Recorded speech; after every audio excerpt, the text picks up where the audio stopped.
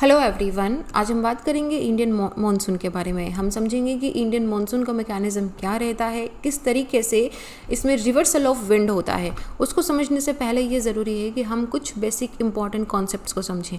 उनमें सबसे पहला कॉन्सेप्ट आता है हमारा ट्रेड विंड का।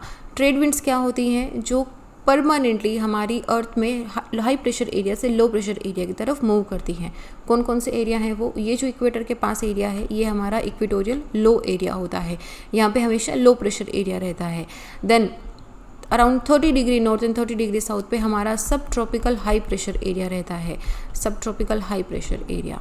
Then above that and in between to the polar area we have subpolar low pressure area and near to the polar area, क्योंकि ये बहुत कोल्ड एरियाज होते हैं, यहाँ पे हमेशा हाई प्रेशर रहता है। और ये हमको पता है कि विंड हमेशा हाई प्रेशर से लो प्रेशर की तरफ मूव करती है। तो यहाँ पे सब ट्रॉपिकल हाई प्रेशर से इक्वेटोरियल लो प्रेशर की तरफ इस तरीके से विंड मूव करती है। लेकिन जब भी आप डायग्राम में देखेंगे आपको ये रेखाएं जो हैं या फिर ये जो विंड है ये एक डायरेक्शन के अंदर दिखाई देती है। नाउ ये डायरेक्शन कहाँ से आई है, इसको समझने के लिए हमको समझना पड़ेगा कोरोलियस फोर्स को। उससे पहले एक बार देखते हैं इंडिया का पोजीशन कहाँ पे आता है। नाउ ये नॉर्थ वेस्टर्ली, अच्छा इनका नामकरण भी एक बार देख लेते हैं। नाउ विंड का जो नामकरण है, नामकरण इज नॉमिनिक्लेचर बोलिए या नामकरण बोलिए, इट्स द सेम थिंग। ये आता है कि वो कौन सी डायरेक्शन की तरफ से आ रही है।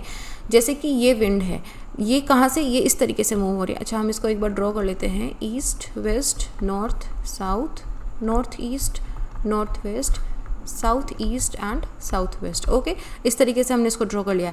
नाउ ये पर्टिकुलर जो विंड है जो सब ट्रॉपिकल हाई प्रेशर से इक्वेटोरियल लो की तरफ आ रही है, ये इस डायरेक्शन में मूव कर रही है। नाउ ये कौन सी डायरेक्शन से आ रही है? ये आ रही है नॉर्थ ईस्ट से, तो हम इसको बोलते हैं नॉर्थ ईस्टर्ली ट्रेड विंड। ये वाली ये इस डायरेक्शन में मूव कर रही है, जो सदर्न हेमिस्फेयर के अंदर सब ट्रॉपिकल हाई से इक्वेटोरियल लो की तरफ मूव कर रही है। तो इसको हम क्या देंगे, क्योंकि ये कहाँ से स्टार्ट हो रही है? साउथ ईस्ट से, तो हम इसको बोलेंगे south easterly trade winds. India का जो लोकेशन है वो बहुत ही स्ट्रैटेजिकली लोकेशन है। तो यहाँ पे क्या हो रहा है कि जनरली विंटर के टाइम के अंदर हम नॉर्थ ईस्टर्ली ट्रेड विंड के इन्फ्लुएंस के अंदर आते हैं, लेकिन जैसे ही समर आता है, ITCZ हमारा शिफ्ट होता है, वैसे ही ट्रेड विंड भी थोड़ी सी शिफ्ट हो जाती है और हम तब हमारा मॉनसून आता है और हम साउथ ईस्टर्ली ट्रेड विंड के इन्फ्लुएंस में होते हैं। लेकिन हम हमारे मॉनसून को कभी भी साउथ ईस्टर्ली ट्रेड विंड का बोलते नहीं है, हम बोलते हैं उसको साउथ वेस्टर्ली। ये वेस्टर्ली कैसे बना, that is a question we will see in a minute. लेकिन अभी हमारा क्वेश्चन क्या था कि ये जो विंड हम देखते हैं ये कभी हमको ऐसे स्ट्रेट नहीं दिखाई देती है लाइन्स। रीज़न क्या है इसके पीछे? रीज़न है कोरोलियस फोर्स। कोरोलियस फोर्स क्या होता है? अर्थ के रोटेशन की वजह से एक फोर्स ड्रिवन होता है जिसको हम कोरोलियस फोर्स बोलते हैं। अर्थ अपने एक्सिस पे एक बहुत तेज स्पीड से घूम रही है। ऐसे में अगर आप यहाँ से कोई भी एक पत्थर मारते हो तो rather than this stone reaching there, ये जो स्टोन है ये अपनी डायरेक्शन इस तरीके से करेगा और ये यहाँ पे पहुँचेगा। तो ये जो फोर्स इस पे लगा है इसको हम बोलते हैं कोरोलियस फोर्स। कोरोलियस फोर्स हमारी जो ओशन करंट्स होती है उन पे भी लगता है और हमारी जो विंड होती है उस पे भी लगता है ना। इसी कोरोलियस फोर्स की वजह से ये Coriolis force northern and southern hemisphere में डिफरेंट डायरेक्शन के अंदर लगता है। नदर्न हेमिस्फेयर के अंदर, this is northern hemisphere and this is southern hemisphere. Northern hemisphere के अंदर ये अपनी राइट साइड के अंदर डिफ्लेक्ट कर देता है, राइट साइड के अंदर। अब आप कैसे मानोगे कि राइट एंड लेफ्ट कौन सा है?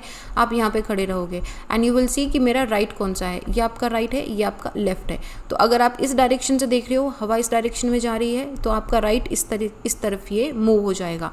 Now you are standing here, okay, and wind का डायरेक्शन ये है। अब आपका राइट कौन सा रहा? ये, और लेफ्ट कौन सा है? ये। तो ये विंड जो है इस तरफ डिफ्लेक्ट हो जाएगी। ये होता है right side deflection of the wind in the northern hemisphere. Southern hemisphere के अंदर कंप्लीटली ऑपोजिट हो जाएगा। अगर आप यहाँ पे खड़े हो, विंड अगर इस तरीके से चल रही है तो आपके ये अभी आपका डायरेक्शन क्या हो जाएगा? This would turn towards the left direction. तो ये आपका राइट, ये आपका लेफ्ट। अभी ये विंड जो है ये लेफ्ट डायरेक्शन में डिफ्लेक्ट हो जाएगी। आप यहाँ पे खड़े हो, विंड का डायरेक्शन इस तरीके से है, तो आपका ये राइट है, ये लेफ्ट है। विंड किस तरफ डिफ्लेक्ट होगी? लेफ्ट डायरेक्शन की तरफ। इस तरीके से डिफ्लेक्शन हो जाता है। इसीलिए जो अभी तक हमने यहाँ पे देखा था कि ये जो विंड है ये स्ट्रेट आनी चाहिए थी, बट ये अपने राइट साइड में इस तरीके से डिफ्लेक्ट हो गई है। ये भी स्ट्रेट आनी चाहिए थी, बट सदर्न हेमिस्फेयर में ये साउथ ईस्टर्ली विंड यहाँ पे हो गई है। अदरवाइज ये सदर्नली विंड होती, बट अभी ये साउथ ईस्टर्ली विंड हो गई है। Are we clear on that? Awesome. Now one important concept is ITCZ, inter tropical convergence zone. Inter tropical convergence zone क्या होता है? ये हमारा shifting equatorial low pressure belt है, जो जब विंटर होता है, विंटर कहाँ पे, जब नदर्न हेमिस्फेयर में विंटर होता है, इसका मतलब सन जो है वो ट्रॉपिक ऑफ कैप्रिकॉर्न पे जब शाइन कर रहा होता है तो हमारा ITCZ सदर्न हेमिस्फेयर के अंदर शिफ्ट हो जाता है। ये जो ब्लू लाइन दिख रही है आपको, ये जनवरी के ITCZ की है। जैसे ही सन हमारा ट्रॉपिक ऑफ कैंसर की तरफ, विच मीन्स कि हमारा समर आने वाला है नदर्न हेमिस्फेयर के अंदर, इस तरीके से शिफ्ट होगा तो नदर्न साइड के अंदर ITCZ शिफ्ट हो जाता है। ITCZ का लोकेशन और हमारी जो जेट स्ट्रीम्स होती है, westerly and easterly jet stream होती है, इनका प्लेस कहाँ पे है, इनकी लोकेशन कहाँ पे है, ये सब बहुत इंपॉर्टेंट होता है हमारे मानसून को सेट करने में। हाल फिलहाल ITCZ देखते हैं। ITCZ हमारा यहाँ से, ये उत्तर प्रदेश वाला एरिया प्लस ये तिब्बतन एरिया यहाँ से निकलता है। ये क्या है? ITCZ है क्या? ITCZ क्या है? ये inter tropical convergence zone, which means कि दोनों तरफ से, ये इक्वेटर है, यहाँ से क्या आ रही है? नॉर्थ ईस्टर्ली ट्रेड विंड आ रही है नदर्न हेमिस्फेयर से, और सदर्न हेमिस्फेयर से कौन सी आ रही है? साउथ ईस्टर्ली ट्रेड विंड आ रही है। एक लोकेशन पे दोनों विंड आपस में टकराती हैं। यहाँ पे इक्वेटर पे ये गर्म होगी क्योंकि कंटिन्यूसली सोलर इंसोलेशन है, यहाँ पे हाई टेम्परेचर है, ये गर्म होके ऊपर की तरफ उठती है, तो यहाँ पे एक लो प्रेशर एरिया क्रिएट हो जाता है। दोनों ट्रॉपिक्स की जो विंड है वो आपस में टकराती है, गर्म होती है और ऊपर की तरफ उठती है, एक लो प्रेशर एरिया क्रिएट होता है। तो इन शॉर्ट वी से कि ITCZ जो है ये एक लो प्रेशर एरिया है, जहाँ पे भी ये रहेगा वहाँ पे ये हवा को अपनी तरफ खींचेगा। क्यों? क्योंकि हवा हमेशा हाई प्रेशर से लो प्रेशर की तरफ मूव करती है।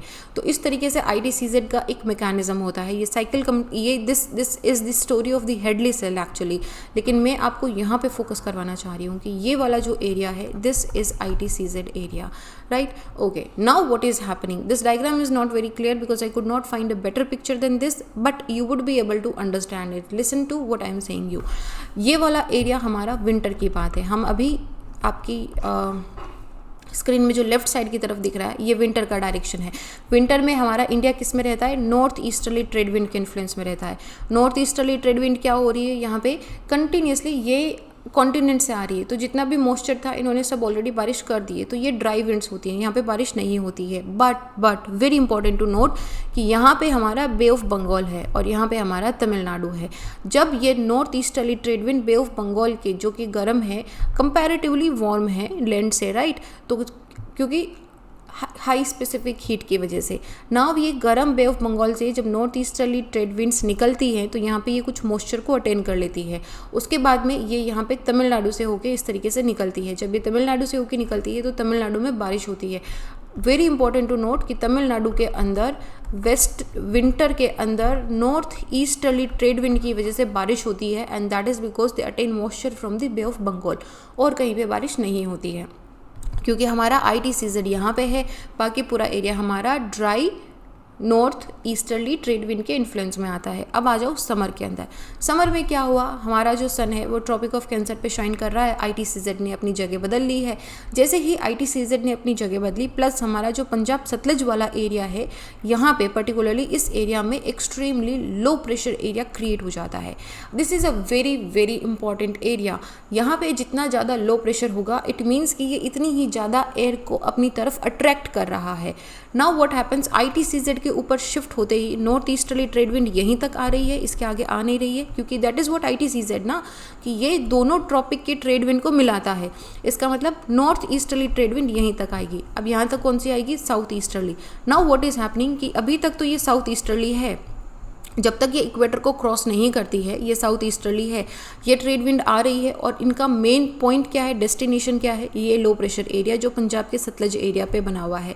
लो प्रेशर एरिया है, हर तरीके से ये एयर को खींच रहा है अपने पास। साउथ ईस्टर्ली ट्रेड विंड इसकी तरफ भागते हुए आ रही है, लेकिन जैसे ही उसने इक्वेटर क्रॉस करा, it's like you are entering into another country. जैसे ही उन्होंने क्रॉस करा, नदर्न हेमिस्फेयर ने बोला sorry bro, you are in the wrong zone. तो आपको क्या करना पड़ेगा कि चलो ठीक है, मैं डायरेक्शन चेंज कर लेता हूँ। इस लाइक कि जैसा देश वैसी भाषा। तो जैसे ही उन्होंने नॉर्थ हेमिस्फेयर में एंटर हुई, ये क्या करेगी, यहाँ पे ये साउथ वेस्टर्ली ट्रेड विंड में कन्वर्ट हो जाती है। South easterly trade wind south westerly trade wind में कन्वर्ट हो गई। अब यही साउथ वेस्टर्ली ट्रेड विंड जो है ये हमारे लिए बारिश लेके आती है ना। बारिश का भी ऐसा है ना कि इसमें दो बहुत इंपॉर्टेंट रोल प्ले करते हैं, tropical easterly jet stream and सब ट्रॉपिकल वेस्टर्ली जेट स्ट्रीम।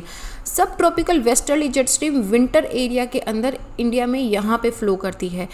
जैसे ही समर आना स्टार्ट होता है, जैसे ही ITCZ आना स्टार्ट होगा, जो सब ट्रॉपिकल वेस्टर्ली जेट स्ट्रीम है, जो ये आपको ब्लू कलर की लाइन दिख रही है, दिस वन, ये ऊपर की तरफ शिफ्ट हो जाएगी, ये हिमालय के नदर्न साइड में शिफ्ट हो जाती है। और जो ईस्टर्ली सब ट्रॉपिकल ईस्टर्ली जेट स्ट्रीम है, जो ये रेड कलर की लाइन आपको दिख रही है, ये इंडिया से निकलना स्टार्ट हो जाती है। और इसके साथ में हमारा मानसून सेट होने का पूरा मैकेनिज्म हो जाता है। ट्रेड विंड, जेट स्ट्रीम्स को पर्टिकुलरली हम कभी एक आगे के लेक्चर में देख लेंगे। बहुत सिंपल सा कॉन्सेप्ट है, और इंडिया में इनका मानसून लाने का क्या रोल होता है उसको भी हम इजीली देख लेंगे। बट हाल फिलहाल आपको दो चीज़ें ध्यान रखनी है। वेस्टर्ली जेट स्ट्रीम ऊपर चली जाएगी, हिमालय के ऊपर, अभी उसका कोई रोल नहीं है, वो इंडिया में नहीं दिखेगी। वेरेज ईस्टर्ली जेट स्ट्रीम वो सेट हो जाएगी। तो इसका मतलब है कि मॉनसून बिल्कुल आ चुका है। जैसे ही मॉनसून आता है वो दो ब्रांचेस में बाइफरकेट हो जाता है। जो अरेबियन सी से निकलती है वो अरेबियन ब्रांच, जो बे ऑफ बंगाल से निकलती है वो बे ऑफ बंगाल की ब्रांच होती है। यहाँ पे अराकरन माउंटेन है, इस माउंटेन से टकरा के very good position for us. अगर ये अराकरन माउंटेन यहाँ नहीं होता तो ये विंड यहाँ से सीधी निकल गई होती, बट क्योंकि यहाँ पे अराकरन माउंटेन है तो इसकी वजह से ये यहाँ से टकरा के ये हमारे नॉर्थ ईस्टर्न इंडिया में यहाँ पे बारिश करके सब इसी सारी जितनी विंड आ रही है मानसून की, वो सब इसी एरिया में आने की कोशिश करेगी। ये सब घूम फिर के यहीं पर आएगी लो प्रेशर एरिया को फिल करने के लिए। नाउ अरेबियन ब्रांच जो है ये भी आगे 3 ब्रांचेस में बाइफरकेट हो जाती है। बे ऑफ बंगाल जो है वो भी आगे 2 ब्रांचेस में बाइफरकेट हो जाती है। But another very important point two note कि यहाँ पे आप बे ऑफ बंगाल ब्रांच को देखो, ये तमिलनाडु के पैरेलल होके निकल रही है यहाँ पे, ठीक है। तो इसका मतलब क्या हुआ कि समर में जो साउथ वेस्टर्ली मानसून होता है उसमें तमिलनाडु में बारिश नहीं होती है, क्योंकि बे ऑफ बंगाल इसके पैरेलल होके निकल जाती है, ठीक है। So this is about monsoon. At the end there is another information for you. बहुत जल्दी हम ओनली IAS पे एक ज्योग्राफी ऑप्शनल का कोर्स स्टार्ट करने वाले हैं। अगर आपके ज्योग्राफी के कॉन्सेप्ट्स ठीक से समझ में आ रहे हैं, अगर आपको क्लेरिफिकेशन मिल रहा है, then you can definitely join the course. Around last week of the October में हम इसको लॉन्च करेंगे।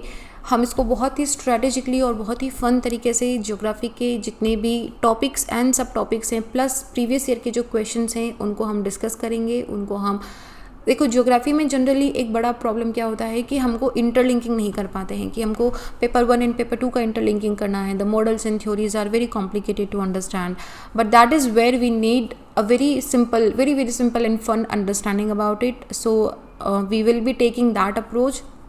बहुत जल्दी इसके बारे में और भी इन्फॉर्मेशन जो है वो हम चैनल पे लॉन्च कर देंगे। Well, this is it for now. I will see you guys in the next with the Indian dipole. Till then be happy. जय हिंद।